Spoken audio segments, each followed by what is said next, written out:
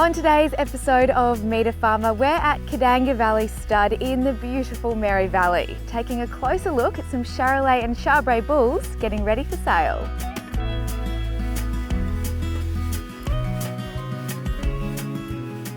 We're here this morning with John at Kandanga Valley Stud. John, tell me, what goes into breeding stud bulls? An awful lot of work, costs a lot of money to buy, and takes a long time to breed up and develop the genetic lines that you're aiming for. And then you must have good country. The bulls must, as all their life, they must be on a rising plane in nutrition, so that when it comes sale time, it's like marketing anything. At sale time, they need to be right on their peak.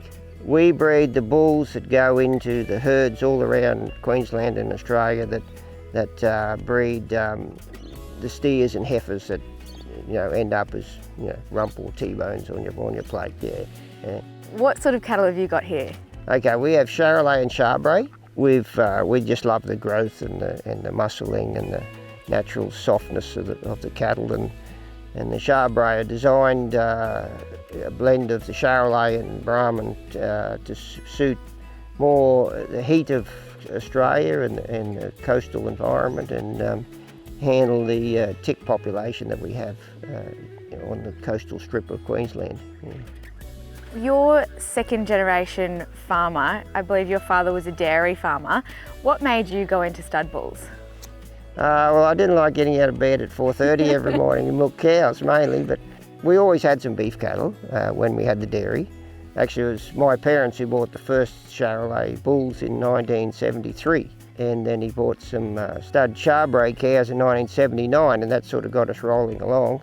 And we soon proved that the Charbray cattle in this country, we couldn't beat them. They really suited this environment.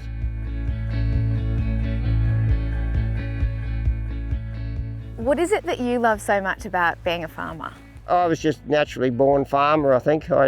That's all I ever wanted to do. Luckily, I went to ag college for a couple of years, and that was amazing.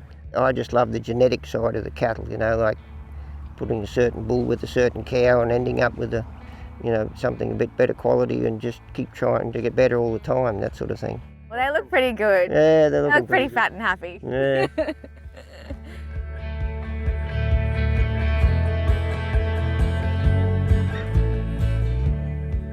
The working dogs on a property, how important are they? Very important. 2 dogs will probably do the work of 3 or 4 average men. They can cover so much ground so quickly. They keep the cattle together in the mob. There's a couple of ways you can use them. You can travel in front and they'll bring the mob behind, or you can you can poke along behind and the dogs will control the side and slow down the front for you. If you've got a great rapport with the dog, life is easy. They want to work with you. Feed and a pat, they're quite happy. They're very cute. Yeah, I want to meet some. I love those dogs. Yeah, no, they're a real asset, real asset.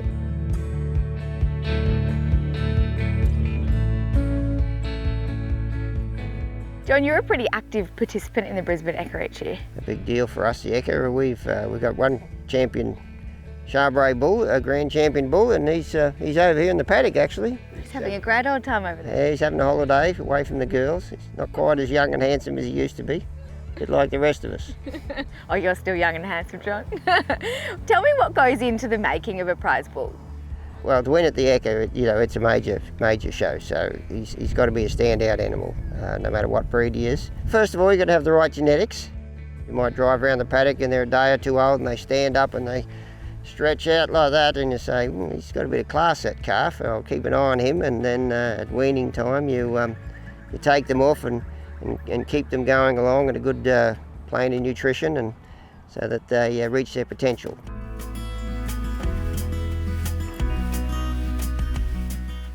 It's a pretty big deal to win first prize, isn't it? What sort of notoriety does that get you? To win just first prize at the Ekka is a big deal, but to win an overall grand champion is a super big deal, and you get a lot of notoriety from your peers, and you can use that publicity for years to come. And Jezzy's sons are in our sale next month, and we promote the fact that he was the champion. There's a beautiful picture of him on the day. Yeah.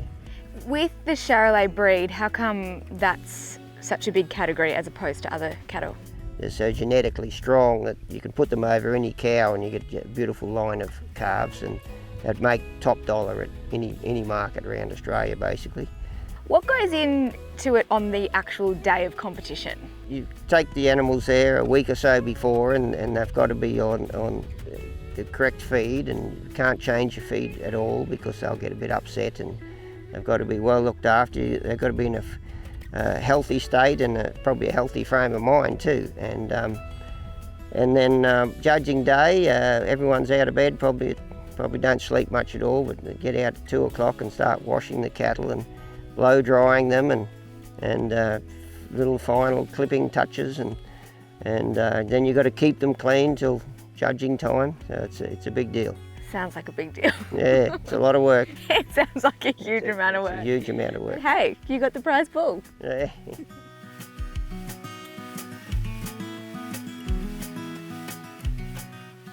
I hope you enjoyed exploring this beautiful farm in the Mary Valley with us today. We'll catch you again tomorrow for another episode of Meet a Farmer.